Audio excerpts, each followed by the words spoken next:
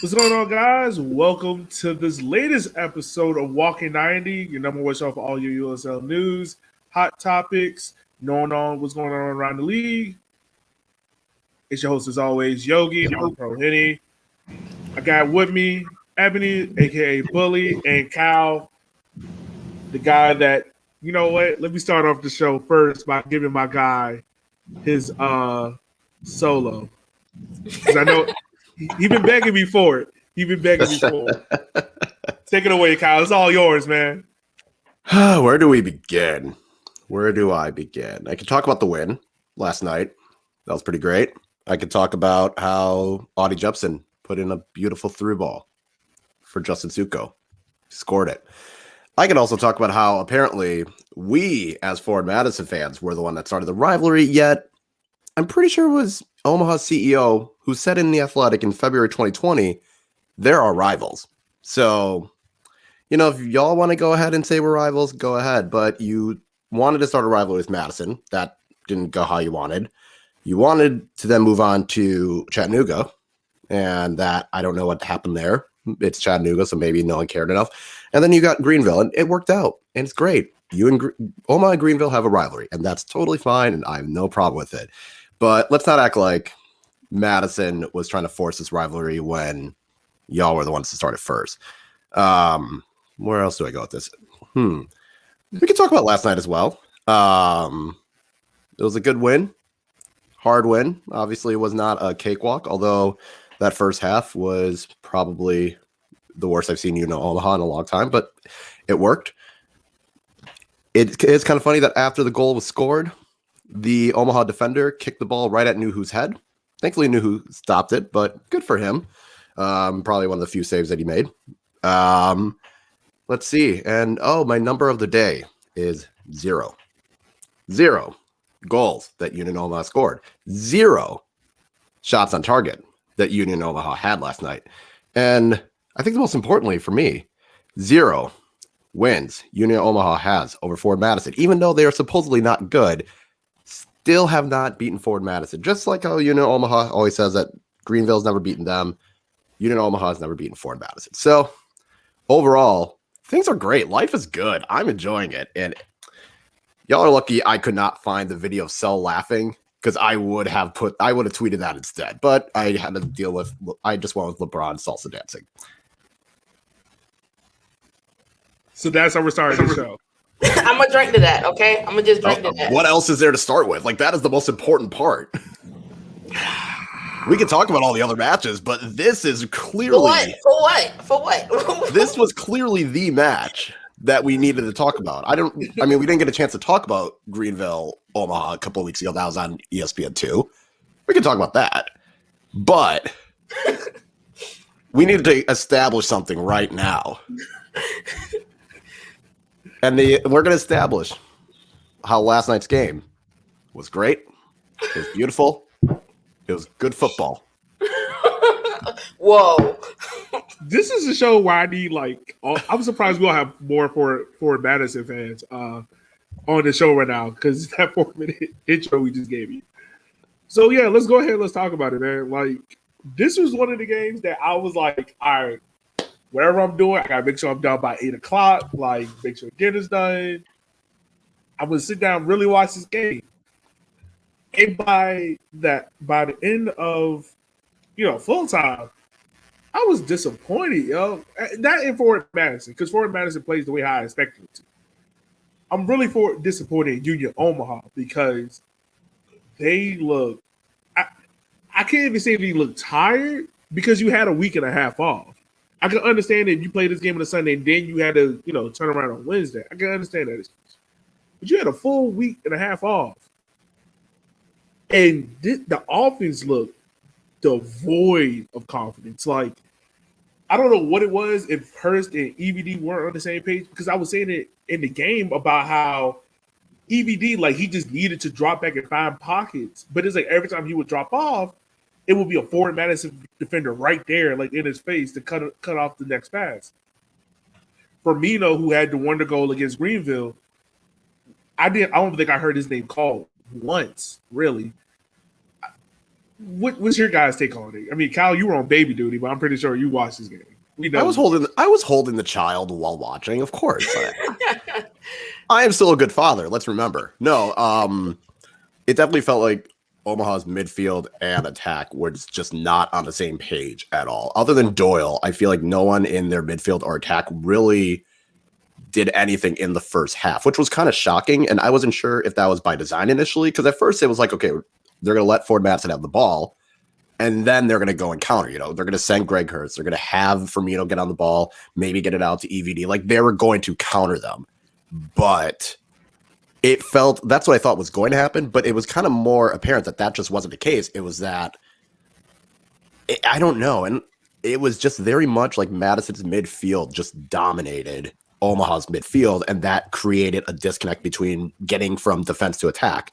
You saw moments of it, but it just felt like Omaha was a step slower, which is, again, something I have not seen from them at all, which I was okay with, but it was just weird.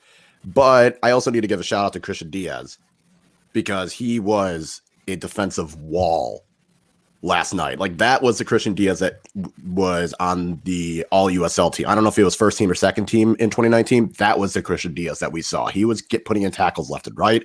He was stopping every attack possible. Him and Gebhardt on the right side was torment. They're just causing problems for Omaha. And you saw in the second half, they got away. They made sure that wasn't going to happen. But yeah, the first half, Omaha just looked out of sorts. And I mean, Madison wasn't that much better in attack, but they had the ball in Omaha's half pretty much the whole time. Yeah, it's like where Union Omaha had the ball. They had the ball like in the midfield, kind of top of the half circle. Forward Madison had the ball in dangerous spaces, more attacking third, moving the ball around a lot quicker. I just, like, if you would have told me Union Omaha will have 0 shots on goal, I would have lost all my money last night. I would have lost all my money because I would have guaranteed. I'm actually surprised because I actually watched this game. Chip, yes, you can say some sad shit. I watched this game, and I was also very surprised at Union Omaha because it wasn't like their style. It looked like they were just defeated before they even started the game. And that carried throughout the whole 90 minutes. And I don't know, I know I'm new to the USL League One game, but that just was, uncharacteristic, especially after seeing what they've played in, the whole season. So. Turbo, greater than Hurst. Defense was not terrified. Carry on. Honestly, that's the other thing that blows me. Because if I'm Mims, I'm telling Hurst, run that Turbo. Run that Turbo. Turbo legs ain't going to hold up this entire time you running at him. That's not true. That's not true. Y'all got this much confidence in Turbo's legs. I've got confidence in his ability to preserve his legs. There you go. That's what I was going to say. Okay. He is a seasoned vet. He knows when he needs to put it on and when he doesn't. Okay. He knows his limits. He knows I can't run around for 90 minutes trying to catch up with these guys. Yeah, I don't think exactly. He's not gonna go in a track meet with you for 90 plus minutes, but he'll hit that nice little burst every 45 seconds, those 45 seconds of burst, when he needs to. But he's back there. He practically is in the goal for 80 minutes. Okay. And the rest, he is strategically telling people where to go. Yeah, I need him. I'm mad that he didn't put a 50-yard diagonal ball. I told him on forwards backwards that he needed to do that, and he didn't. So I'm a little disappointed in that for Turbo. I'm not saying he's not a smart. I know he's a smart defender. I just sometimes, man, you just gotta scrap the tactics and just be like, look, run at him for a full 90. He's not gonna last. But the other interesting thing, they did it more in the second half, though. They definitely went more direct with Hurst in the second half. I don't know what Mims said to them, but he must have said something because they looked. Oh, Mims cussed them out. That's probably what happened. He said, "Y'all are getting cooked. Y'all are getting dominated. Do better." And they did. You really think he said cooked? You really think he said cooked? No. Well, Mims not those exact words. No. No. Okay, it was a paraphrase. Okay. It was paraphrasing. I wasn't in the locker room. I can't confirm that he said that. The other interesting about this was Union Omaha Forward Madison had more passes in their own half than Forward had in the opposition half. So that really tells you who controlled this ball game. But yeah. So Kyle, congrats to you. You beat Union Omaha. Yeah. I can't say too much positive about that. It's been a good week so far. It hasn't even been a full week. I'm having a great time. Everything's going well for me. Bucks are winning. Liverpool made top 4. Madison wins. This is great. Flamingos. Yes, we're calling Turbo old. The man old. I can't help that. He is old, but he's smart about it. He could play for another 3 years if he wanted to. He's not going to DeMarcus Beasley it, but he could if he wanted to. If he wanted to. If he wanted to.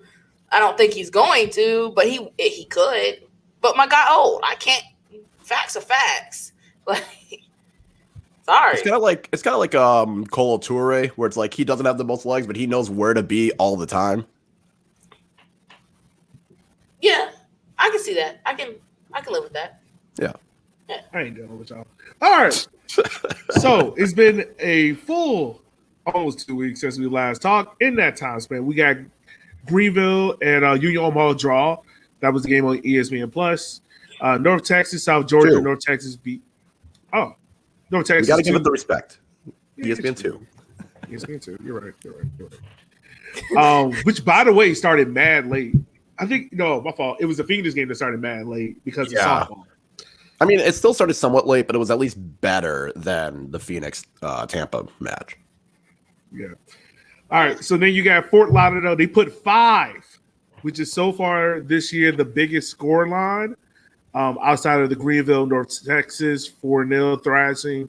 They put 5 up against FC Tucson, and I was ready to say F my FC Tucson dark horse pick. I'm slowly coming back to it. And then you got Revs in Chattanooga with the 2-2 draw.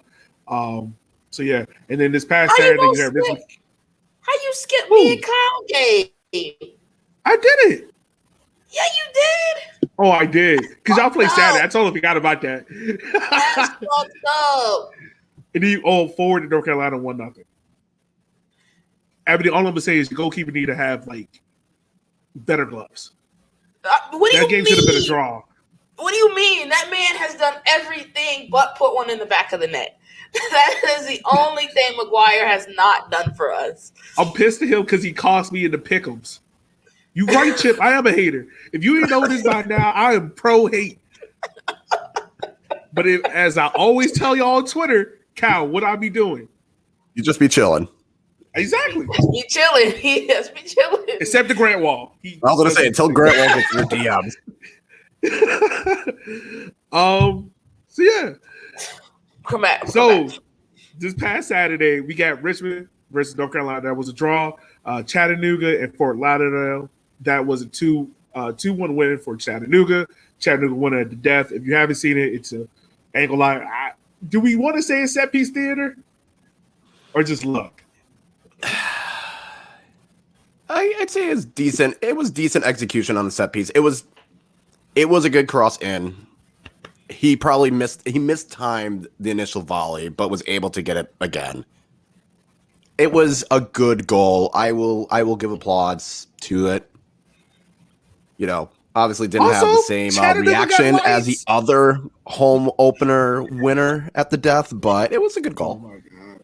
Hey, Chattanooga has lights. That's the most important thing. You can't forget the that. game I want to talk about is Toronto and North Texas. Hey, look, we can get to it right after this. South Georgia lost to Greenville again. Don't matter because South Georgia got a hell of a schedule. Let's go and talk about this Toronto and North Texas game. First of all, neither one of those were PKs. Let's throw that out there. Oh, yeah. This game ended 1-0. Technically, the scoreline says 2-1. It ended 1-0. We're just gonna say it ended 1-0. Neither one of those were PKs for no goddamn reason. How do you call a PK when the guy gets hit in the face? Like he gets drilled in the face, you're gonna call a penalty. I was like, homeboy was concussed. Homeboy was concussed. His coach probably told him, he was like, aim for the person in the white shorts. That's who you pass. Homeboy was concussed. That was the worst 2-1 win I've ever seen in my life. Because neither one was a PK. Because the Toronto PK hit him in the face, and the North Texas PK definitely hit him in the chest. Yeah. So outside of that, let's talk about the field. The field. Look, that is a field. No. That is a field that you would expect a U9 tourney to be played at. On that, I think there was a U9 tourney that was played that morning. It'd be like that sometimes. Orlando had a better field than that. Orlando B or Orlando City? Orlando B. Okay. Even Toronto's practice field was better than that. Like the one in Toronto. The one in Toronto. Okay. I was about to say because they're all using Orlando fields at the moment, but never mind. Yeah, my wife said that she wouldn't be surprised if there are people still left over handing out orange slices. Damn. Your wife woke up and chose violence. She gave birth and chose violence. Yeah, all right. Usually what happens with women. She wins. Usually what happens. Of course, we got Forward Madison's 1-0 win over Union Omaha. We talked about that. And then Toronto last night at the 10 p.m. game. Did anyone watch this? No. Yep. I watched up to the second. I was already up, so I got to the 70th minute, and then after that, I was like, all right, nothing else is happening in this game. No, yeah, that was, and pretty much you could have watched the first half, and that pretty much told the whole story of the match. Yeah, but that goal. You want to talk about it? We got to talk about it. I didn't watch this game because Toronto and Tucson is not appealing to me. So you have to tell me about this goal. So it was in Arizona. So yeah, they play because Toronto's currently playing in Arizona for the next month, COVID reasons. First 5 games are in Arizona, and then they go to Orlando. Yeah, so the next month because they play like 8 games in a month. Yeah, and then depending on COVID protocols in Canada, they can go back up to Canada, but they're probably not going back to Canada. They're not going back to Canada. But no, so this goal, Tucson gets it. They put in a cross, gets it from one side, from the left side over to the right side. The guy has it pretty much in like the right corner of the box. I didn't know what he was going to do with it. This man decided he's going to do an outside the boot chip to the far corner, upper 90 far corner, and just perfectly placed it, went off the post, went in. It was, I don't know, I don't have words to explain it. It was one of those where you kind of just say, fuck it, I'm just going to shoot it and see what happens. But the audacity to do it off of his on the outside of his boot is really what got me. This wasn't like, a curler on his left or anything. This was right-footed, outside, chipped it. Like, if you see this goal, like, homeboy's body is more lined up like, I'm like crossing this ball back out. And he just curves it. Like, it's weird. It's weird. It was one of the, like I said, it's one of those where you have to watch it to fully appreciate it. No way. Ain't no way. Yeah. I just watched this. There's no way.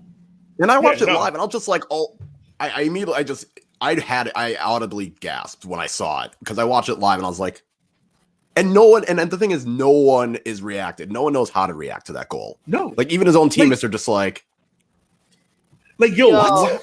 How do you tell your coach as a goalkeeper? Like, what do you tell your coach? Bro, what you expect me to do with that? You tell homeboy, nice shot. Like, I don't know what to tell you.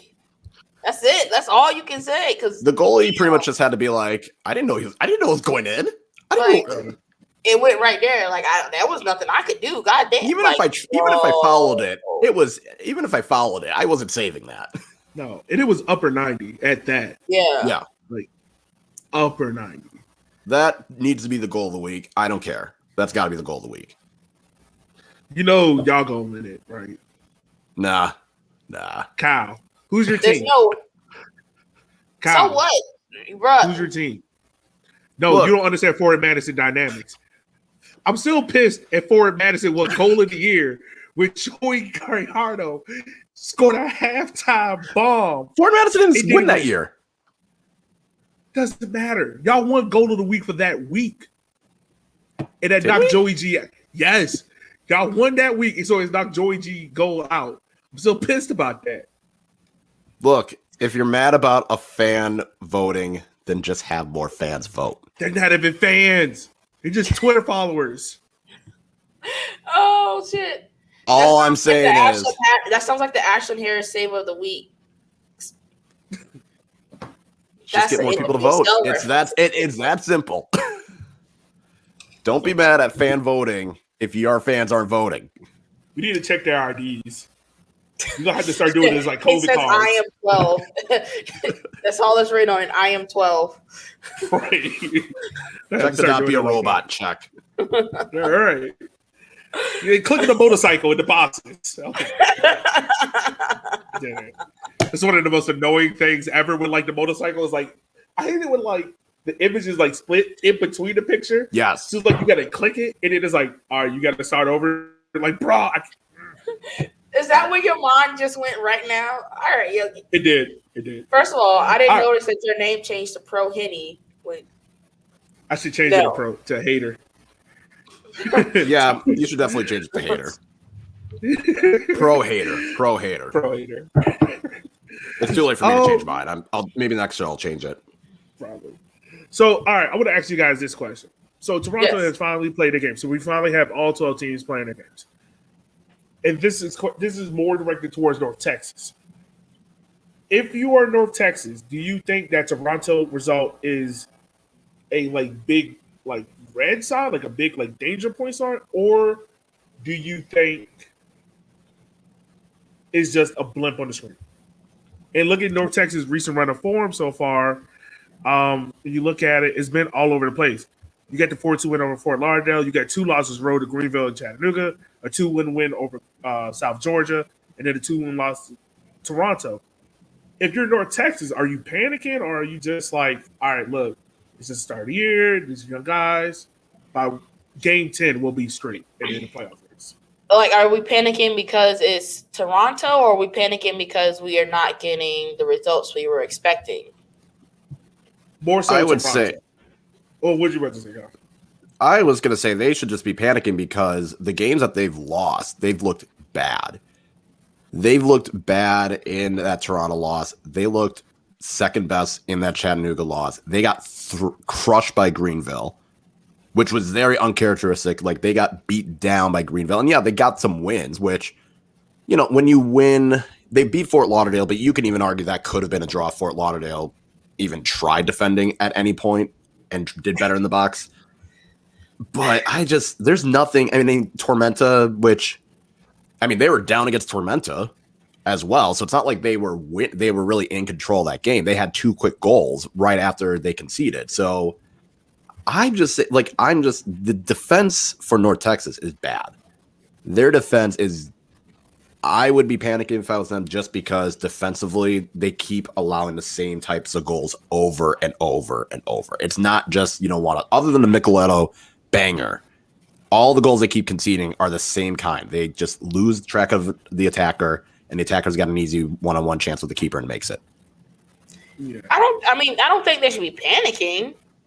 I mean, it was I wouldn't even call it a bad Toronto loss because, again, they weren't penalties.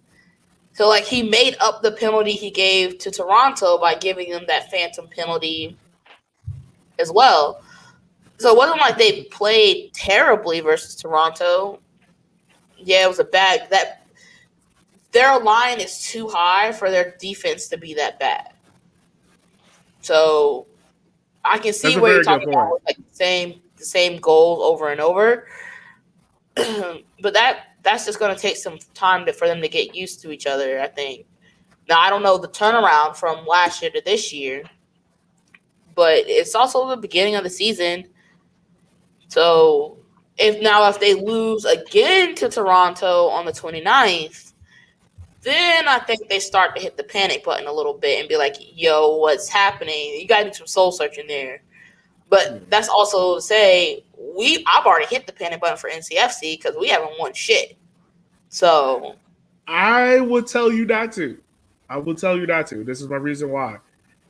Even though, so we can talk about this as well, the Richmond, North Carolina game. I think both of us can take positives out of that game. Yeah. For you, for a North Carolina fan, I think the positive is, my bad, you have a gem in JT. Homeboy was, I've never seen a player that you usually see players in USL that are either quick or technical. You never see both. And he was both.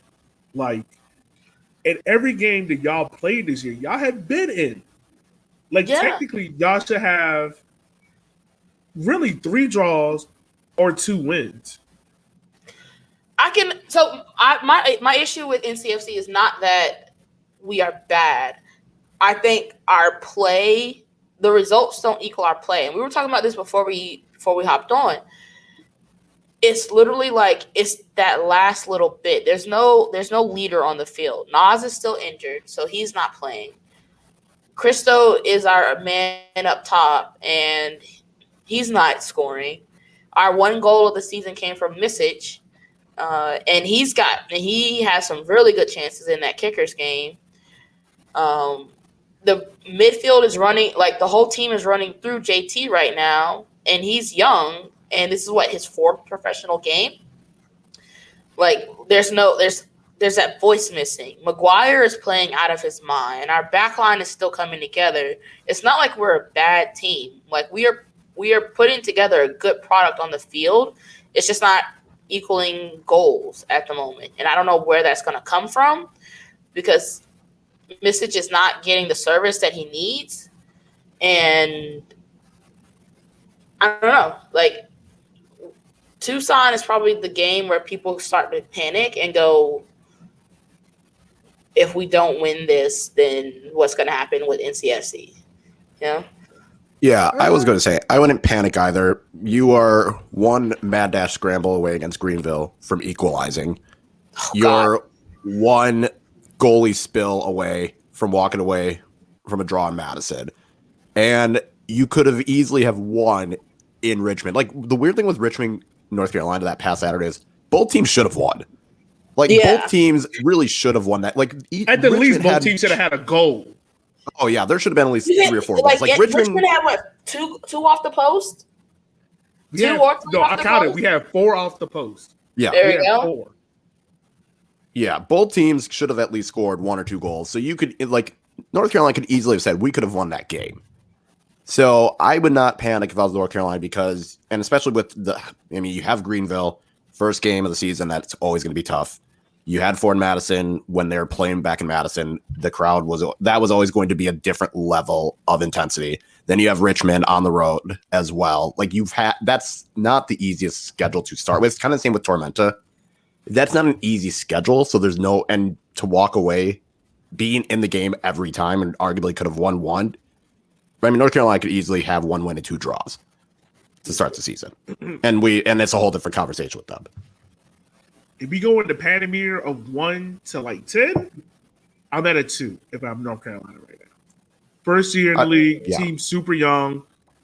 It is going to come together. Now, I will say this. The striker that y'all played up top, that man does not need to start for y'all. Bring him off the bench. He does not need to start for y'all. Homeboy is soft. Christo or Misic? No, Misic is fine. Misic he's good. What was his name? Hold on, I got it. Simpson. Oh, yeah. What? What's wrong with Thorne? He is soft. That man should be dominating. Yo, homeboy a solid 6'4". And I know he got wheels. Homeboy was soft. He had a clear-cut chin. So, right before the end of the first half, Chrysler mishit a ball. Besides that, Jalen Chrysler, who came from Forward Madison, he had a beautiful game, but he mishit the ball. Mm-hmm. Simpson, who has a full full foot start on Ivan. He should have sprinted to that ball. He could have easily got around the carrot and scored it. Except and I get it, it's his first game, but still, he just hesitated. He was like, "Oh, do I need to go? Okay, now I'll go." But that's one of those examples that North Carolina can look like we should have won that game because we should have gotten that goal. Yeah. But also, exactly. It was I think, wasn't that his first game with us all season? He didn't play. Yeah, he didn't play against Madison. No, that was his first game. I think he's on loan from Jamaican team, some Jamaican team. But yeah. Okay, so I will say this as Richmond. I will put my Richmond hat on. I think this is Richmond's best performance of the year so far. And listen to me when I say this. One, we created the most chances that we've had outside of any game. That's despite the Revs 2 game. That's despite the South Georgia game. The defense looked very solid. It wasn't that stupid defensive error like the Greenville game or the Fort Lauderdale game. Now, in saying that, I still think there are still little tweaks that Darrison Watson can do this team to get it to its full potential. I think his biggest headache right now is figuring out what to do with Emmy, Hernan, and Neil. I think if he can figure that out, I think this team will be fine. But if I'm a Richmond fan, I still this was our best performance. We talked about it on the podcast. Bologna's and Matt Bono got in dangerous opportunities in spaces. This was Matt's best performance so far this year. And Zaka Moran, I'm okay putting him in the USL team of the week. He is probably the best press-resistant center defensive midfielder in USL League at this moment. But outside of that, the game ended 0-0, so it was shit. It was an entertaining 0-0. I will say, that was a very entertaining match because, again, you felt like either team could have scored. It was good. I would say if you didn't care for any of those teams and you just watch as a neutral, it was a good match to watch. So I will say that it was probably one of our better games out of the ones we've played all season because when we played Forward, we were very defensive. You guys were attacking a lot, which was expected, but we still have pieces missing, within our midfield. I was Yogi and I were talking before, Nas still hasn't come back yet. He's still injured. Right now, everything is going through JT. Well, when Nas comes back, everything will go through Nas, which will bring that veteran presence and that leadership voice on the field, which should help calm down that midfield from all the chaos that's happening. Because JT's good and he's technical and he's fast, but he's also young. And everything trying to move through him just doesn't work right now. We're getting the chances, but we're not doing anything with them. So hopefully Christo can put some in the back of the net and be that veteran presence up front. Nas can come back and he can be that veteran presence in the midfield and we can try to get something happening. Just watching his facial expressions. We'll see. So now North Carolina has played Richmond. North Carolina has played Madison. So the only matchup left within our three is Forward versus Kickers. Soon. We'll see. Yeah, I would say if we had to do a who has the highest panic level, I would have North Texas first, Tormenta second in terms of maybe you should panic. I don't think I would put North Carolina very low. Like I said, North Carolina's the 2. There's no reason to panic. Literally, you had look, unless y'all go 0-10, y'all, there's no reason to panic. First of all, this is your we've been over before. It's your first year in the league. You have a whole bunch of kids. You gutted the entire roster. There's no reason to panic. And y'all look pretty damn well in the first 3 games. Unlike some teams like South Georgia that's played 6 and lost 5 and looked dog shit in 4 of them. Which one did they not look dog shit in? I don't know. I think they were fine against Greenville. I think they were fine. Although that's probably not the dog shit one. How do you allow the leading scorer in the league, completely unmarked. How do you let that happen? There's very few strikers in the league right now that you leave completely unmarked. Lomas is one of them. Don't leave him unmarked. How do you secretly just let him go and then get a goal? Like him, Hurst, Terzaghi, like Jack Adams. You can't leave those guys unmarked. You want to know something? Richmond has the key to it. How to not let Loomis score. Make sure one of the players get a red card and Hearts will take Loomis off. Well, you could also, but Richmond also scored on themselves. So they decided, you know what? We're just going to get this out of the way. Yeah. Damn. That's hurtful. Oh. I can't hear a word Yogi's saying. Real talk, who can drink more, Yogi or Kyle? More beers? Ooh. I mean, homeboy has Pro Henny in his name, so I would say Yogi can drink more than me in general. Oh, by the way, shout out to the guy that came up to me in Madison to talk about Henny and Red Bull. Oh yeah. Andrew think he's slick. Trying to talk sleepy about me. You want to talk about me at me. You know how to contact Andrew. You know how to do it. I know. Because I saw the article and I was like, so y'all trying to be petty. That's what this is.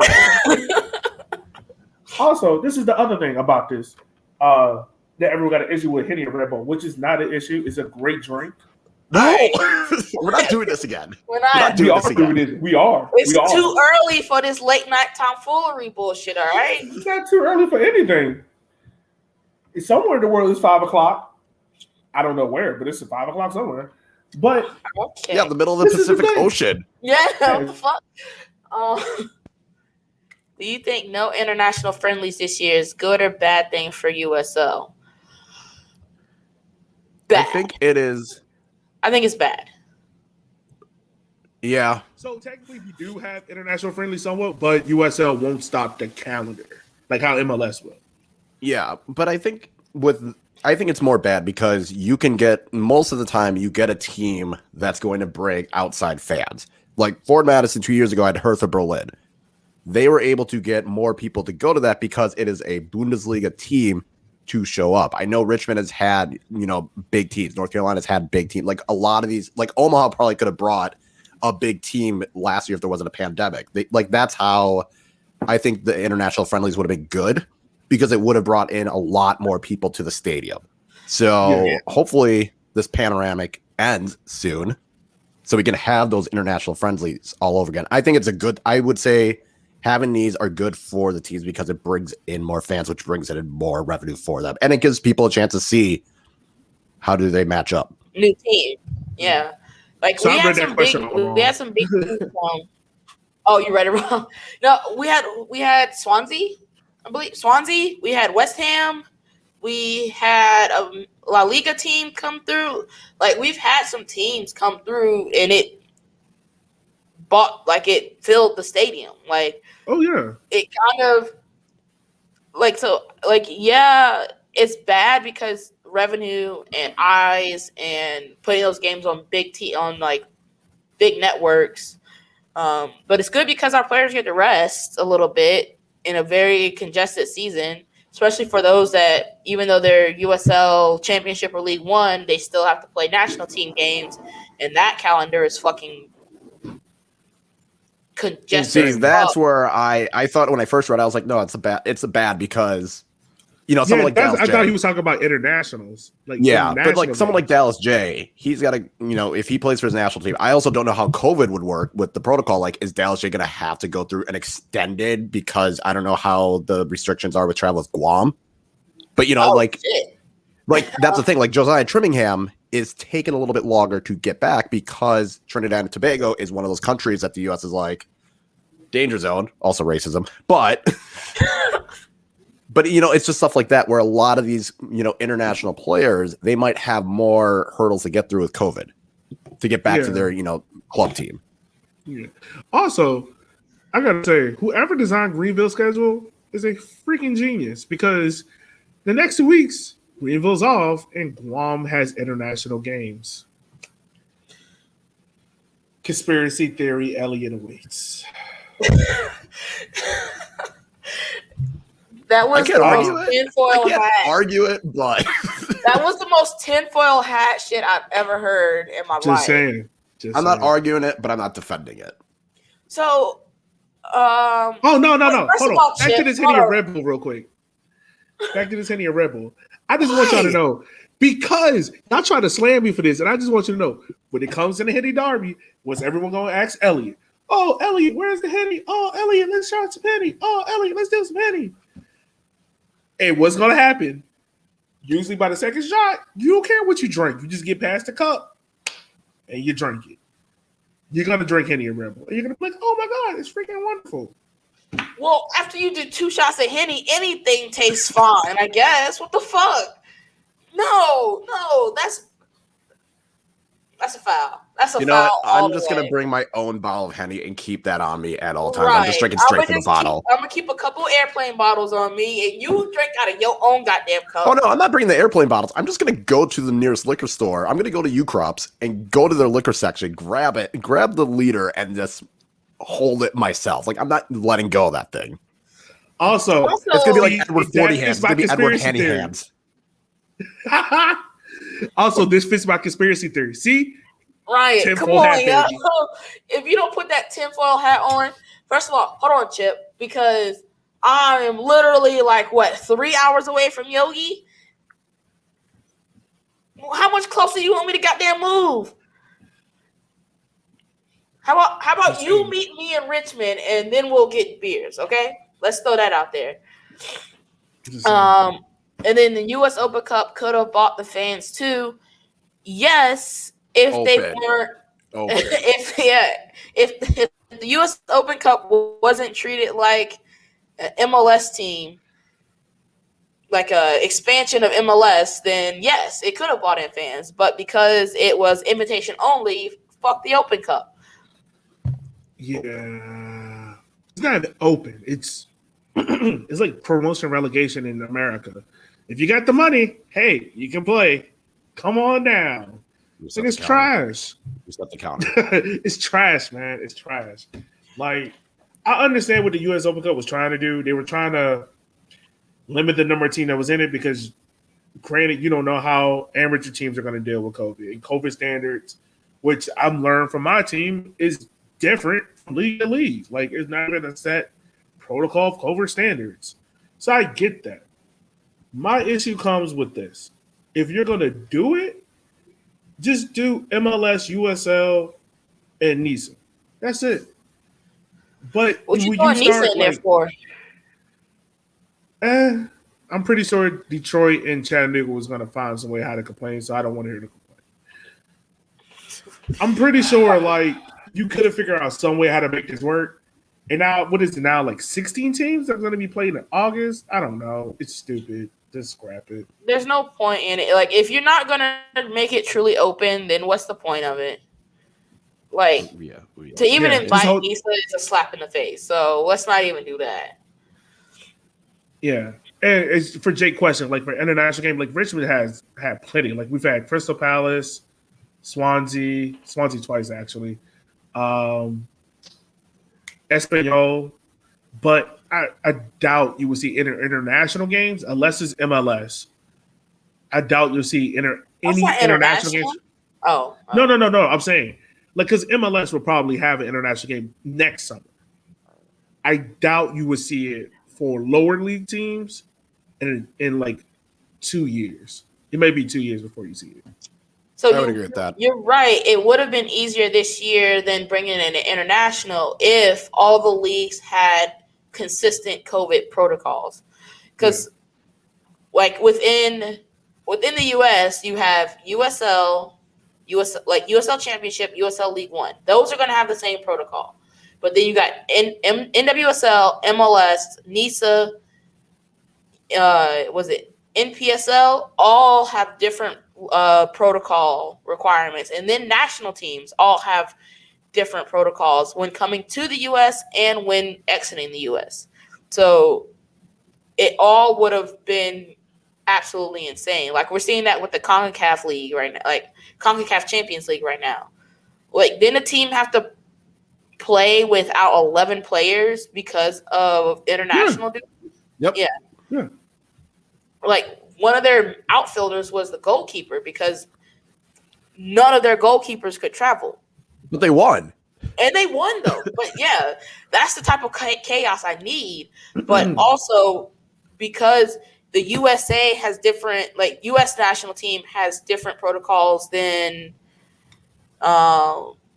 like any other one. It's all just so fucked up that it's just terrible. No. It would have been cool to have it this year, especially because it truly could have been open, but USA going USA. Okay. I think I didn't know because I didn't watch the North Carolina initially, so I didn't know if that camera was always like that. But the reason it looks shittier this time is the lift that the camera, like, because in 2019 they had the camera on a lift. That lift was higher in the air in 2019 than it is this year. What? That is why it looks like, well, that's why the angle looks like ass. I don't know what the hell was going on with that camera crew in the first half. They could not follow the ball at all. But to answer why it looks different, so in 2019 it was higher, so it had a better angle than this year. But I don't know why the camera couldn't keep up with the ball in the first half. That part I can't answer. But why the angles are different, that's why. It was amateur hour. That's why.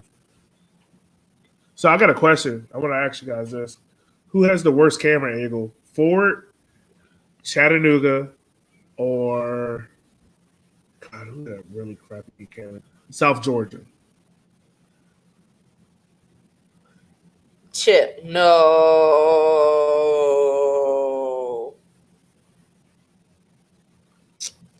Excuses. I would say. Chip. See, I didn't watch Chattanooga's match, so that doesn't help. I saw the highlights, but I didn't watch the match, so I can't. Their camera angle last year was ass. For I don't know if they fixed comment it. alone, I'm going to go forward. Just for that comment alone. I think the angle is fine. The angle is fine. It's not great. It's fine. But like I said, I don't know what was going on with following the ball. Yes. Tormenta's just zoomed out. Like, I will say, you can see it's like the all 22 in NFL with Tormenta. You get the all 22 right there. You can see everything that's happening.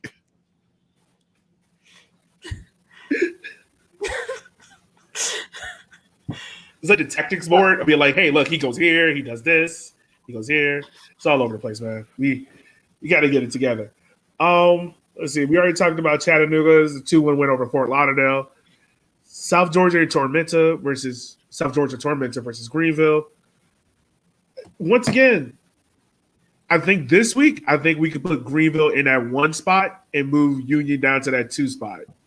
I think this week kind of made it clear. Wait, Greenville was always in the 1 spot.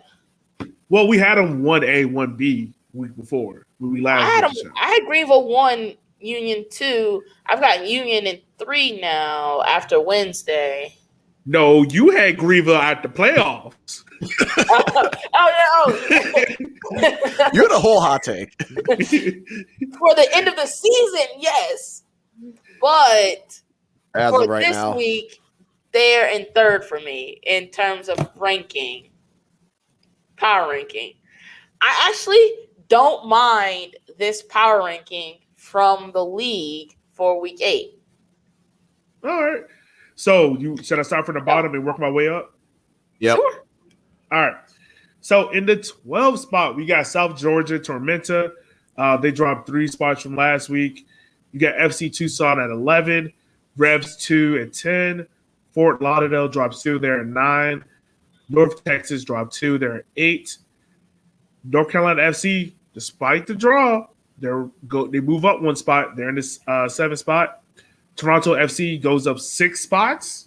This was made before they lost to Tucson, folks. Yeah. They're 6. Richmond's at 5. Chattanooga's 4. Forward Madison's at 3. Union's 2. Greenville is 1. Any changes in that you guys will make now that we've seen the results on Wednesday? Would you change anything up? Would you mess anything around? Would you keep it the same? I would say I still wouldn't put Tormenta at the bottom. Just because here's my thing with power rankings. I can't put Tormenta below Tucson when Tormenta beat Tucson. That And Tormenta played Greenville. That is always going to be a tough match no matter what. So I would put Tormenta 11, Tucson 12. And this was before Wednesday. Keyword is before. Now that it's after Wednesday, I maybe would move Tucson up to 9 or 10, I think. I'm struggling to do 9. I keep them at 11 because look, granted, this is the thing about FC Tucson, and they encapsulated well in this Toronto FC game. Tucson can score. They can score. They can't play defense worth a damn. Yeah. They can play they will have the most goals given up this year by double digits. Oh yeah. Wow. Okay. They've already allowed 9. I mean, if we're going to talk games. Tucson, we might as well talk Tucson. 10 in 4 games now, I think. I mean, looking at their schedule, so Tucson, they lost 3-1 to South Georgia. They tied Forward Madison. They lost 5-1. They beat Toronto 2-1. And next they have us this weekend. They are consistently inconsistent. Yeah. See, I would say Tormenta is consistently inconsistent. Tucson and Tormenta, both consistently inconsistent. I can't say Tormenta is that because, look. Tormenta. Are you saying Tormenta is consistently bad? Yeah. Because they know that. Because the thing about Tormenta is you know what your biggest hole is. It's a striker. You know that's your biggest hole. And you haven't filled it in a year plus. Now, granted, they did get Summerall, and I think he just got called up to the national team for St. Kitts. So, congrats to him. But you still need a striker. Micheletto is out there on the island by himself. And Paulo Jara, I mean, granted, he has 50 career starts, first one to do it in USL history, USL League One history. Out of the defenders, I mean, granted, also dealing with injuries, but out of the defenders, who out there really are you looking at to be like, yo, he can save us in a match? True. Unlike Tucson, you know you got, now granted, the defense is bad. But offensively, you got Shaq, you got Chip, you got offensive talent out there that you could be like, if we put the ball in their feet. Yeah, exactly. They can create something. Tormenta is kind of like you got this one crowning jewel and a whole bunch of pawns. Like, if you take Micheletto at that team, do you really think South Georgia created anything? No. Oh, God, no. They would be in trouble. Jackson put a good tweet thread on this on Sunday or Monday. Because it was like, okay, what's going on? He said, stop getting injured. Someone that had the second most chances breaks his foot in preseason. Bill Hart, good talent. He has his ACL torn out for the year. Summersall, he still needs time. Obviously, Phelps isn't a natural striker. Like, I think they're still trying to figure out because of all these injuries. And again, they've had a brutal schedule. Like we told Ryan, he is bullying Tormenta. And I still think that schedule is rough. Now, in the next month, when they play, Tucson and Toronto, and it gets a little bit easier, then I'll decide are they bad or are they just inconsistent? Because their schedule should lighten up in the next month. That is still a brutal schedule for them. Like, that is rough. I mean, yes, it is. But think about it. You play Toronto 4 times out of 5 inside a month. And that's what's going to tell me, are they bad or are they inconsistent? Or are they consistently inconsistent? I still don't see why we wouldn't think that Tucson couldn't do the damn thing. Like, I mean, Tucson, I agree, is consistently inconsistent. Tucson is definitely going to be that team. That's Tucson's not going to stop somebody from making getting in the playoffs. So realistically, Saturday, Tucson versus NCFC. We've already said that both NCFC and FC Tucson could be the teams that stop somebody from getting into the playoffs. Yep. So that's either going to be a high-scoring game or a terrible, boring 0-0 draw. After watching Tucson last night and watching North Carolina against Richmond, I think it's going to be chaotic in the entertaining. There's going to be goals. Because Tucson can't defend. Tucson still can't defend. So North Carolina there's going to be goals. I mean, yeah. It's basically what we're saying is that's going to be the chaos game of the week. Yeah. Yes. And that's when we'll see what both teams are about. If FC Tucson can get it together and create a well-rounded game, and can NCFC finally put one in the back of the fucking net. And then we only have one goal. And then someone asked about Madison at 3 for the power ranking. Hold on.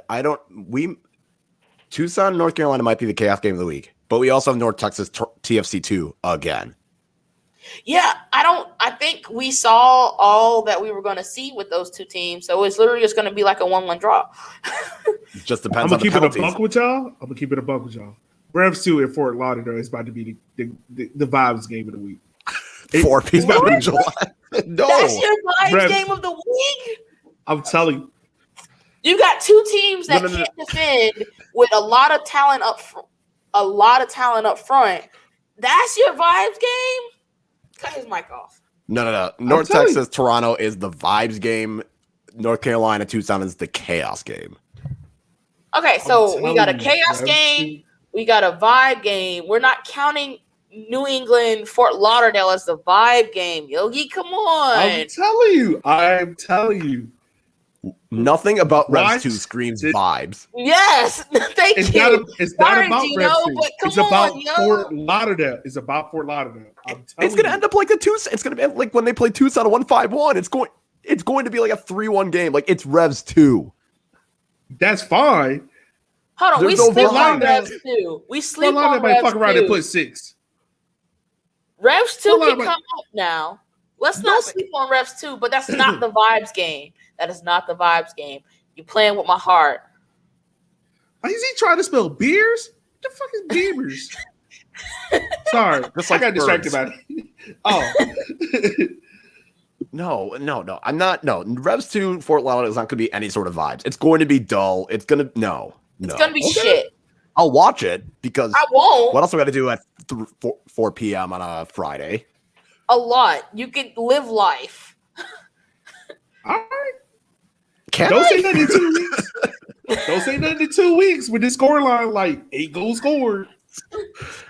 It's going to be 7-1 Fort Lauderdale. It's not going to be. That is not your vibes game. Like the Madison Tormenta game, wash. Chattanooga Kickers, if you don't win by 3, Yogi, I'm throwing you out. I don't know why you think we'll win. I'm telling you, that score is going to be 1-0. It's going to be 1-0. Oh my god! My god! And then North Texas, Toronto. I will agree that is going to be the vibe game, and my game's going to be the chaos game, and we're just going to have some crazy shit happen to this whole standings all like after the 29th. June's going to come, and we're just going to be like, what the fuck happened to this league? And I'm with it. Exactly. I'm all for it, but we'll see what happens. All right, so to Chip's point, I think Chip brought it up. Madison at 3. I can defend Madison at 3. Not anymore. Not anymore. Nope. They beat the team that was in 2. No, they beat the team that was in 2. You move up. No. You're not going to 2. You're not going to 2. I'm putting my 2. You're not going to 2. You're not going to 2. I'm doing That's a violation. That's a violation. You try bias hat right now. I'm doing it. That's a violation of the highest degree. Count on that bullshit. I don't know what he's talking about. That's today you died. We're not putting you. No, we're not putting you to. No, sir. Absolutely not. Absolutely not. Now, I will say this: Forward Madison at 3 is fine. That is a solid spot for them. One, because you probably have the best win out of this year. Like so far, you probably have the best win. I cannot move Chattanooga up. No, and the sole reason for it is because Chattanooga has only played 2 teams so far. Now, granted, you only beat who's ahead of you, but I think it was a draw against Revs, a tight comeback against Revs 2. I mean, against Fort Lauderdale, and a win at North Texas. A win at North Texas. Which isn't looking as impressive anymore than it did when it's not. Yeah. So at 4 right now, you're fine. Richmond at 5 is fine. And then after that, it gets kind of meh. I'm fine with the power ratings how they are this week. This is the first week. I have no problem with it. I'm just being biased. I'm just enjoying this win. You know what? And I appreciate him admitting that. But Forward is enjoy it. Yeah, y'all staying at this, Kyle. You're not moving up to 2. And I'm going to say it, but when I have to be realistic. Kyle, we're going to do this like the BCS. You've been outvoted. Y'all staying at 3. Now get the roses. BCS is dead. We're doing playoffs now. BCS ain't exist anymore. We're done with that. We're doing AP polls. Shit. We're doing the playoff. Oh no! All right. This is March Madness. You know what? The quality, strength of victory. Get out of here! Victory? Get the hell out of here! Strength of victory. Get out of here! That bias ass poll. Just like SEC bias, we're doing Madison bias in this poll for me. Like the league doesn't do that enough for y'all? No. I almost came on this live stream with a Forward kit on.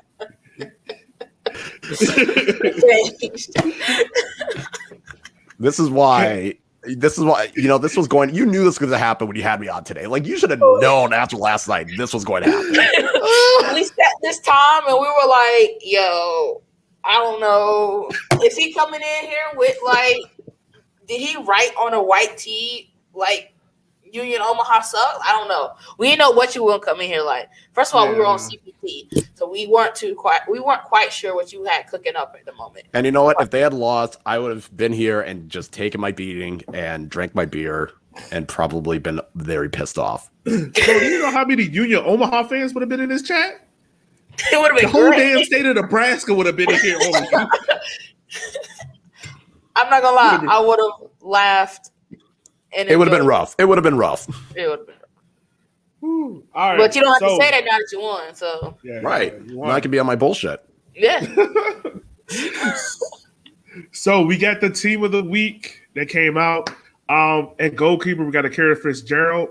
I personally don't agree with that. I think it should be North Carolina FC's goalkeeper. He had the better saves. Akira had 4 saves. He had 1 punch and 1 save to kind of hit his shoulder and deflect off. But your goalkeeper literally dove twice to save a ball off the line twice. He saved. Did you that save where with the deflection? Oh yes. My God. How he's not team of the week with that save alone, I don't get it. He should have been team of the week. Then you also got the defender, Themi. I'm going to mess up his name. Gulu? I know he scored last night. I'm sorry. Tyler Pollock is also in there. Jalen Chrysler. He's had a wonderful game. A great signing for Richmond out of Forward Madison. I'm going to keep bringing that up because he chose the better team. Did he? He did. Are you sure? Henny and Red champions. We're getting that back. Don't worry. It's coming back. For what, 1 game? And then we'll win another 3. Got you. Cool. Nah. Malik is also in there. JT. He really should have been the player of the week. I know I get why they gave it to Granite, but it was JT. Like anyone watch the game can tell you JT was the best player on that field. Jason Ramos for Chattanooga also getting in. Don Smart, Marius Loomis, and then Josue Espinal rounds out the team of the week. Anybody you want to add? Anybody you want to subtract? I just want to say fuck Marius Loomis because he ain't do shit for us for a whole year. And then this motherfucker come to fucking Greenville and start scoring shit. Where was that shit last year when we were paying you, motherfucker? Fuck you and the horse you rode in on. I can say the same thing to Greenville with Evan Lee and Tyler. I can say the same thing to Evan Lee because Evan Lee and Richmond looked horrible. Evan Lee and Greenville looked like the next coming of Sergio Ramos. I'm like, what the fuck? Your man bun is stupid. Your face is oddly shaped. Hold on. That's all I got for now. That's all I got for now. Oh, that's all it? I got for now. Oh, He ain't shit. I just know he ain't shit. That's it. That's all I got. Well, yeah, I think the only one I would truly swap is the keepers. I would probably go McGuire over Fitzgerald. Not that Fitzgerald had a bad game, but McGuire had more important saves, and he had to do it. He had to do it throughout the whole match. That's probably the only one I would probably really swap. After the 60th minute, he was chilling. He didn't really have another shot. Really had Right. McGuire had it coming out. Everyone else seems reasonable. Like I don't have any argument. Kylo, you gonna find a way how to put the entire Forward Madison team in the team of the week next week? We'll see what happens after Tormenta, but so far, I only have 3 players. Only have 3. Okay. Gosh. I have Diaz, I have Jepsen, I have Suko.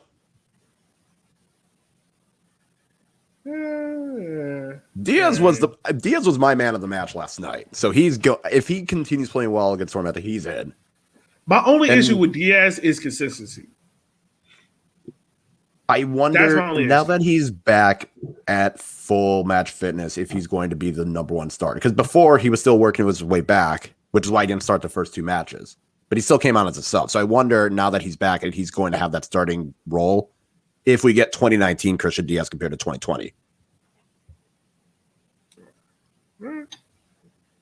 We'll see. We'll see what the team of the week in 2 weeks. We'll see. All right. Next up. Hold on. Now I see why you got that as your fucking vibe of the week game. Because you picked him as your lock of the week. You damn Skippy. That all adds up. You ain't shit.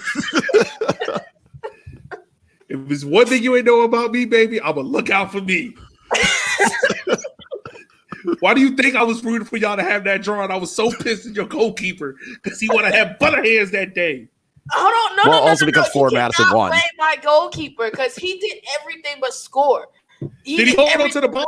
Did he hold on to the ball? Did he hold on to the ball? No. So he didn't do everything.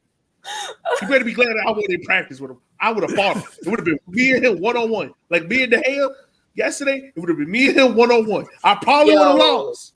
I would have gone down sleep. You guys want to talk about that? You want to talk about that?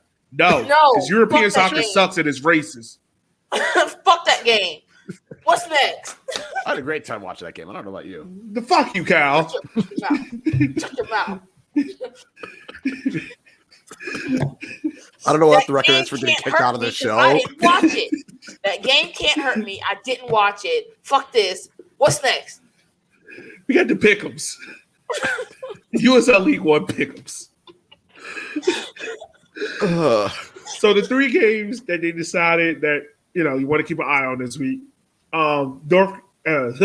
New England versus Fort Lauderdale. I put it as my lock of the week. I got Fort Lauderdale. I'm expecting a ton of goals.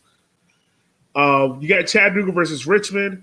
Interesting note about this game: Richmond has not beaten Chattanooga in the last 5 attempts, so something's got to give. I think Richmond gets over the curve in this one. And then we got South Georgia versus Madison. Now, in my defense, I went with a draw. But that's a hater pick right there. That was hate. That was a hater pick. That's a hater pick. Hate. That's a hater pick. You're right, it was. That was hate. We know that was a hater pick. I have not picked Madison once. No. Every game has been a draw. There's only been one other game. Every game. You're gonna pick every game to be a draw unless it's Richmond. Then you're picking Richmond. Yeah. That's fine if you pick Richmond. That's fine. Like you got to pick your own team.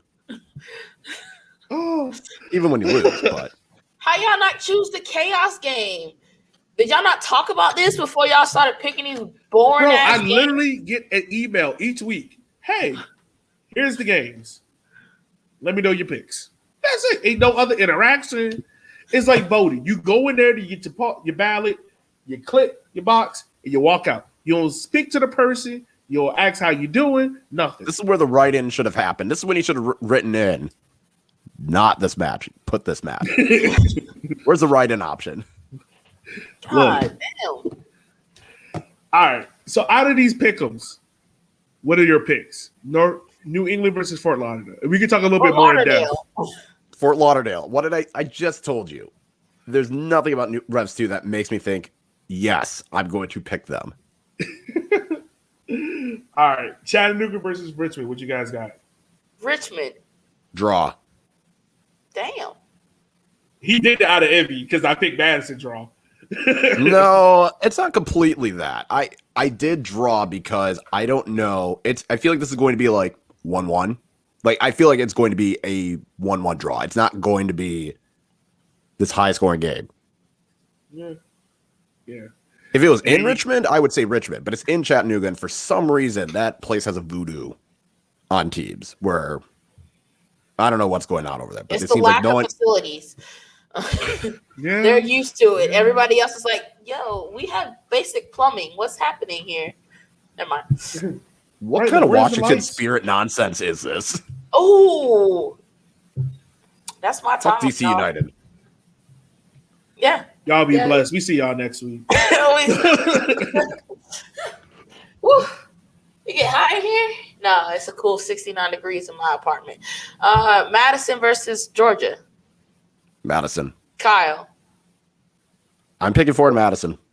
If y'all don't win by at least 3 goals, I'm kicking you out. Boy. I just want to say this. I can't think of the last time Madison won a game by more than 3 goals. They did it last year against Orlando City B and Revs 2. No, wait, and they also did it against Tormenta, but that was at home, and Tormenta had like 90 injuries and COVID cases, so that's a write-off. Yeah. But they'll still win. I said what I said. All right, fair enough. Yeah. All right, so Revs 2 for a lot of the game. That's Friday at 4 p.m. That's the game I'm day drinking. Start of Memorial Day weekend, right? Watch that game. Then you got Memorial Day Saturday. weekend. I'm not doing that. No. I'd rather stay at work than watch that game. I am watching that game. No hesitation. Why? What else am I gonna do? That's fair. What else am I gonna do at that time? Me and Kyle should do the commentary for that game. Like, we should both watch the game together and just do the commentary for it. Yo, Ryan, just do this. Just do this for that game. We offer nothing to the game. We'll just be talking about random shit. And then you got, let's see, Saturday you got North Texas versus Toronto at 5:30 p.m. Chattanooga Richmond's at 7 p.m. because Chattanooga finally got lights. They finally paid the light bill. North Carolina versus Tucson at 7. I'll be there. Will I be South? No. No. And then you got South Georgia versus Forward Madison. Sorry, hey, Cal, y'all got a little road trip Tuesday night. You play Fort Lauderdale, another Bird Derby. What in the fuck is this Bird Derby? Because a third of the league has Birds as their team. It's fucking stupid what it is. Yeah, nice little road trip, but then it's only like a short road trip because then I think for the next month they have like the next 3 games after that they have games at home. Yeah, it's just interesting to see y'all play Tuesday. How do you guys think you guys are going to do Tuesday night? Are y'all going to go full strength against South Georgia and kind of play a little bit of the back against Fort Lauderdale, or is it going to be like, all right, we try to come out of this game with 2 wins? Because then after that, y'all got a week.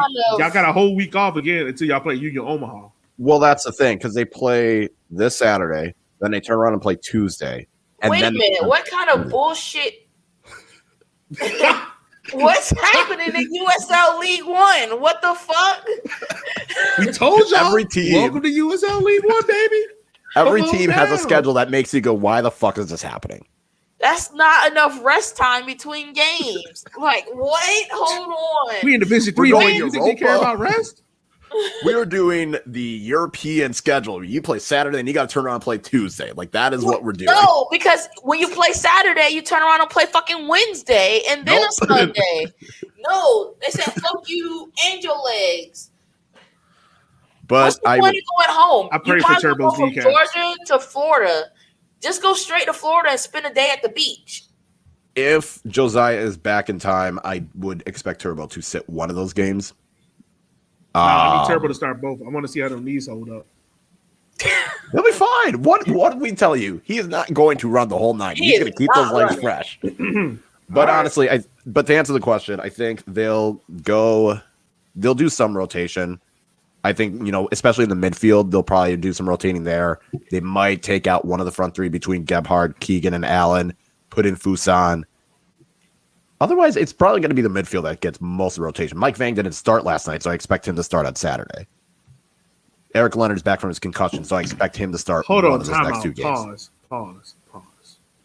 What? You mean to tell me Mike Vang didn't start and y'all beat Union like that? Yes.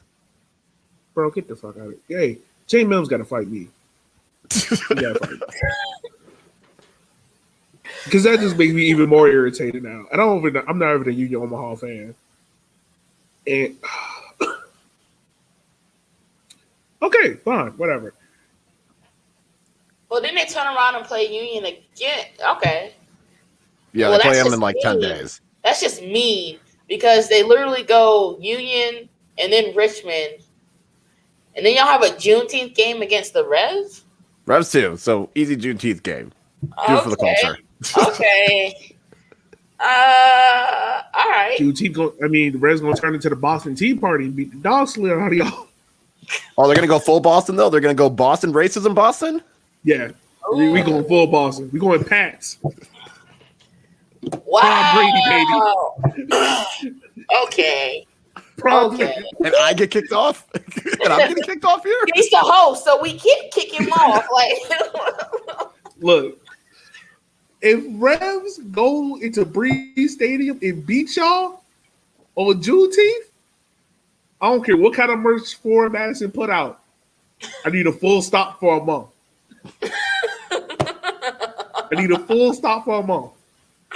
I don't need no merch to try to distract the world from the fact y'all let Boston Tea Party babies come in there and beat y'all. Yo, can he cut his own mic? You know what? I can't argue that. If they win the prior week in the Henny Derby, I'm not going to want to fight anyone, but I will still be mad. If they win the Henny Derby and then lose to Revs 2, I will be upset, but you got the more important win. You know the priorities. They understood the assignment? They understood the assignment. And this is kind of like after you take the AP exam and you don't really give a shit. Like, you still have to show up. You still need to do what you need to do. But you took care of the big assignment. Like, attendance still counts. So you still got to show up, right? Can't be Mark Truant. Can't lose on Juneteenth. They can't lose the Henny Derby either. Those are non-negotiable. I don't care about the rest of the season. Win the Henny Derby and I will be fine. He was about to say you don't care about Juneteenth. Kyle, you black? I did not say that. Why are you putting words in my mouth? He was Why about are you to say lying it. here? He was Why about are you to say lying? it. He was this close. Cut his He mic. was this close. He was about to go to Milwaukee. He was about to go mic. full Milwaukee. Cut his goddamn mic. I'm flying to Cut your Richmond. own self off. End this shit. I'm flying to Richmond. We're settling this. He was this Throwing a close. goddamn can of Red Bull at you after. About to go hard R. Oh, You know,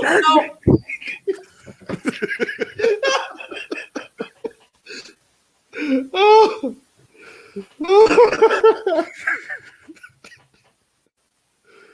I don't even know what we're supposed to be talking about now at this point.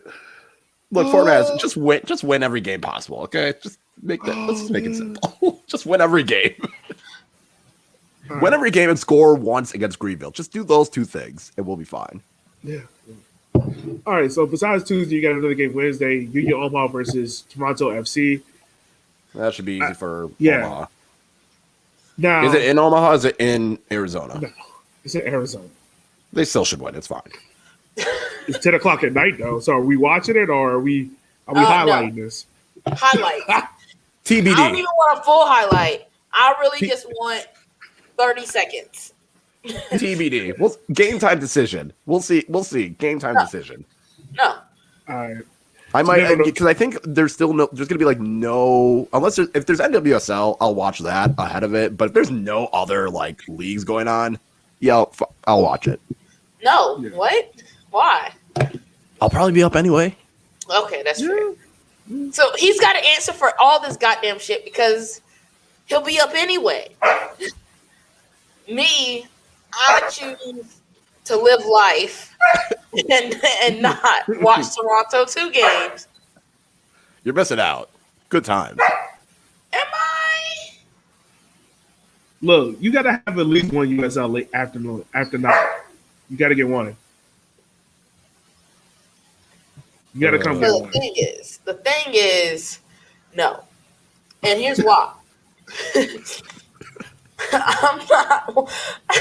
You couldn't pay me unless my own team. That's a lie. We could definitely pay you if we gave you money to watch. I would still give you the money back.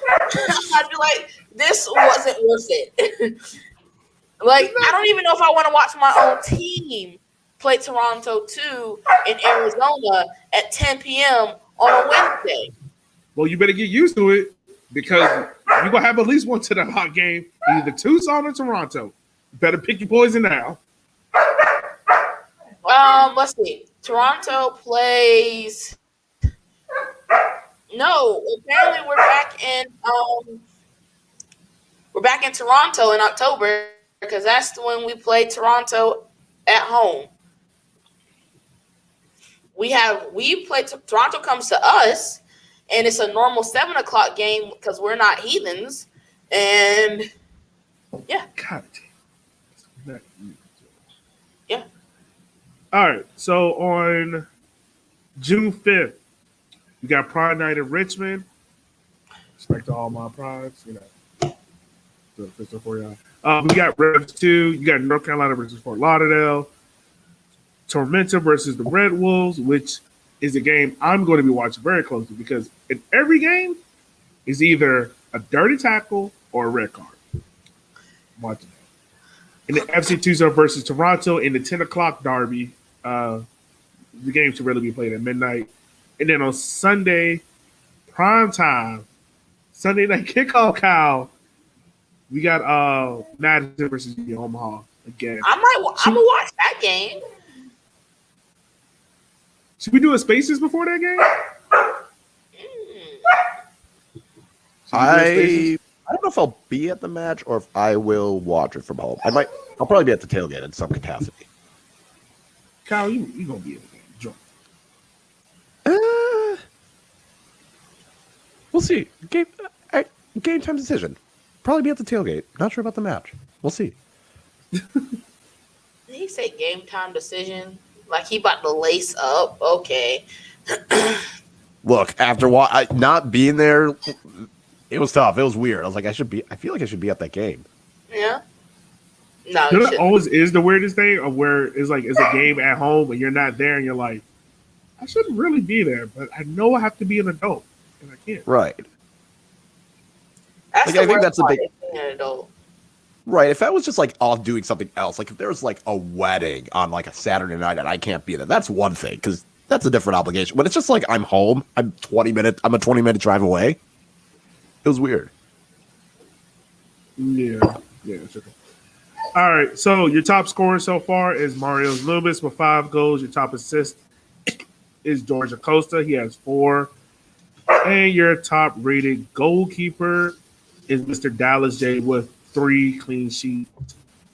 Tied with first with him, Nuhu, and Akira. Round it out. So they just boost the rating just because he doesn't have to face shots? Like I feel like they're just boosting the rating because he doesn't have to make a lot of saves. Wait, who are you talking about? Jay.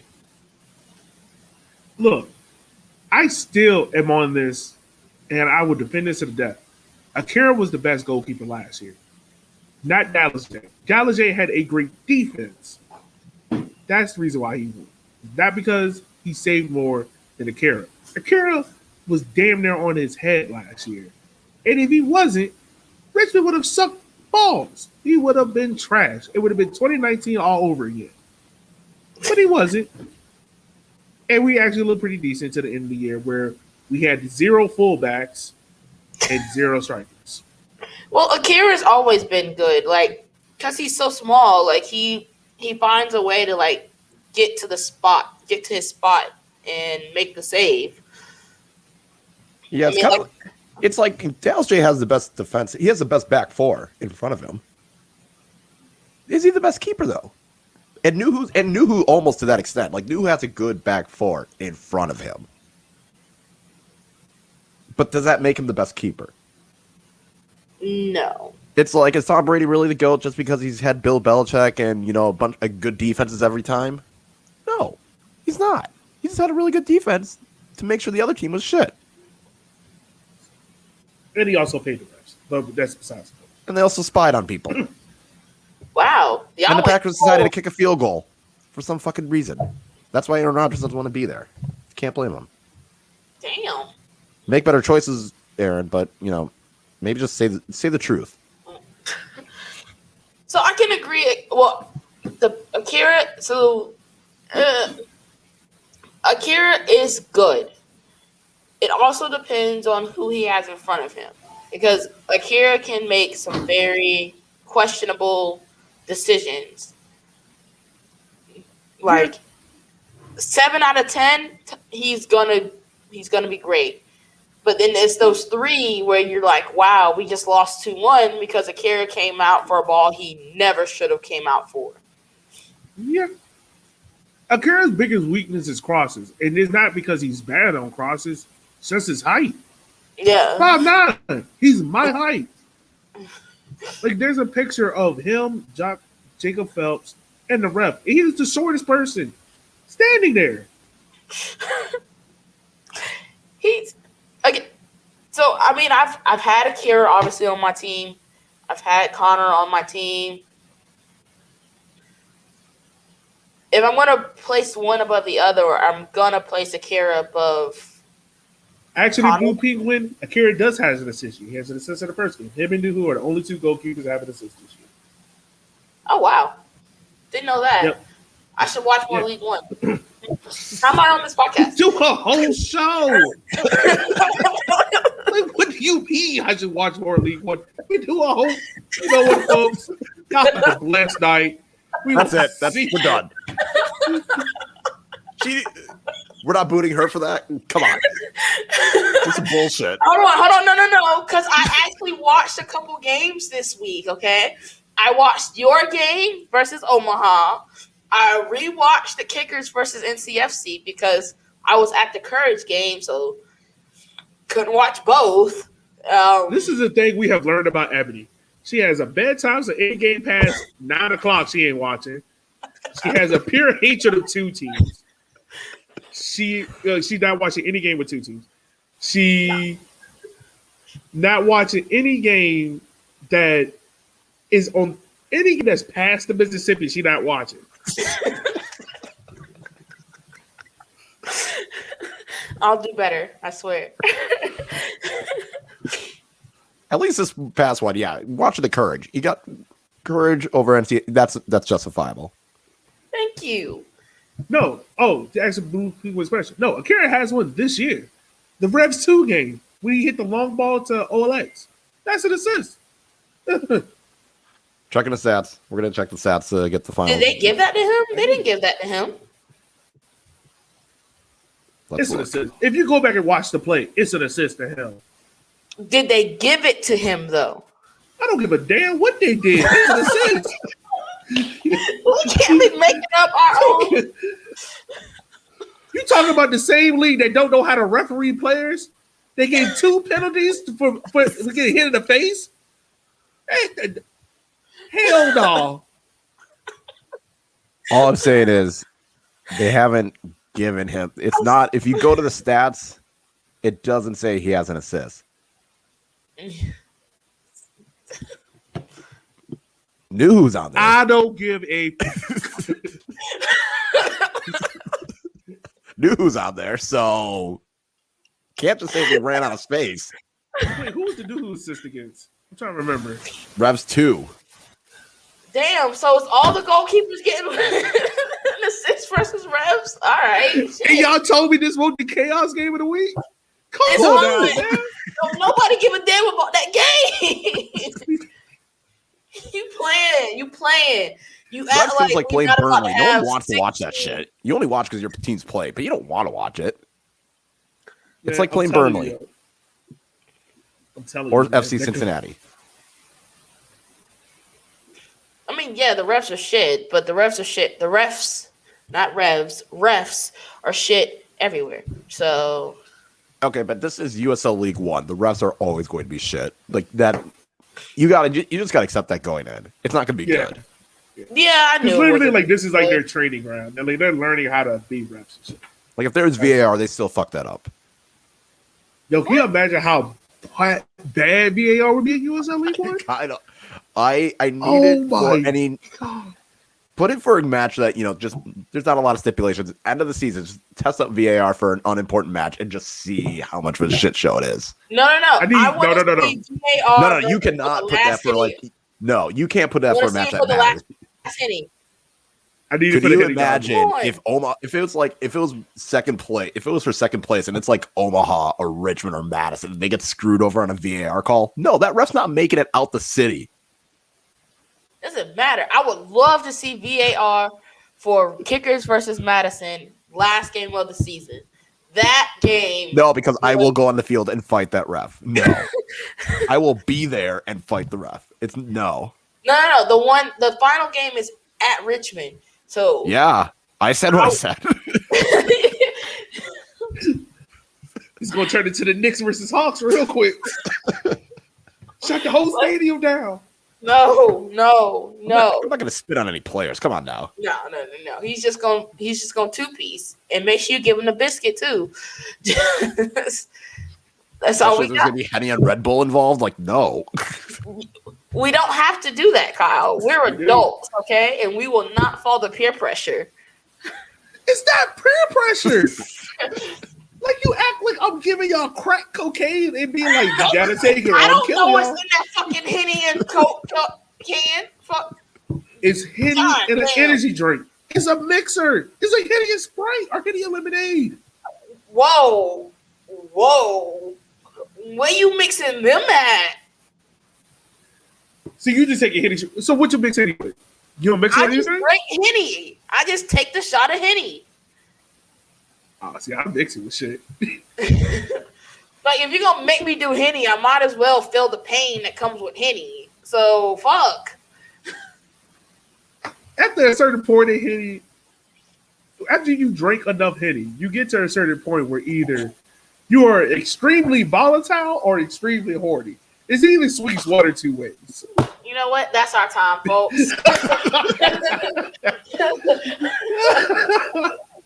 We gotta end it there. We gotta end it there. That is all the time we have for today. You are not mixing uppers and downers. I hear a baby crying. I should probably go check that. Yeah, I heard the baby crying too, Kyle. Oh my god! Look, man. Look. I'm not. Henny and Red Bull for everybody. It's out there. You know, is that about to be the official drink of Walking 90? Henny and Red Bull? Yeah. You're gonna be drunk until we as hell find another person. alternative. We not. You know what? I'm doing Henny and Red Bull all NCFC season, okay? Oh god. So any NCFC people, just know if you ask me for a drink, that's what's being poured in your cup. I'm not doing that at Forward Madison. Yogi told me to choose violence, so that's what I'm freaking doing, man. He said, pull up or shut up. And I'm like, bet. So what you gotta lose? Grant Wall is a follower? Have a good night, everyone. Be safe. See y'all next week. You know what? That's it. We're done.